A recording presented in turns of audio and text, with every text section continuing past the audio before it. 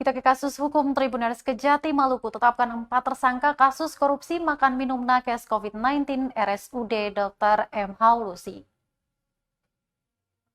Kejaksaan Tinggi Maluku telah menetapkan 4 orang tersangka kasus dugaan korupsi anggaran makan minum tenaga kesehatan COVID-19 di RSUD Dr. M. Haulusi tahun 2020. 4 tersangka kasus korupsi di RSUD Dr. M. Haulusi itu berinisial JAA, LML, MD, dan HB.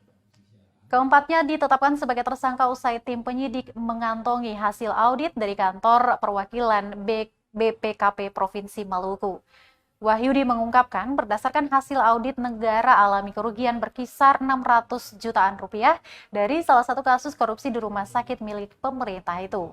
Dia melanjutkan tim penyidik masih akan memanggil kembali keempatnya untuk diperiksa sebagai tersangka. Sementara itu, Tribuners terkait kasus dugaan korupsi pembayaran jasa medical check-up pemilihan calon kepala daerah dan wakil kepala daerah kabupaten kota dan provinsi Maluku dari tahun 2016 hingga 2020, hingga kini belum ada penetapan tersangka.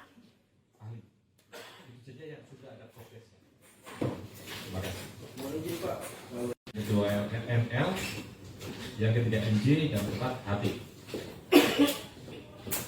Sementara itu yang sudah ada progres, yang lain masih menunggu audit perhitungan kerugian negara. Berapa kerugian negara dari 4 tersangka ini? Sebentar ya, untuk yang BPN tadi Inam Moso sampai sejauh mana?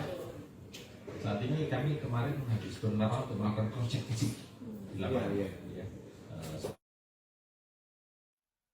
Terima kasih sudah nonton. Jangan lupa like, subscribe, dan share ya.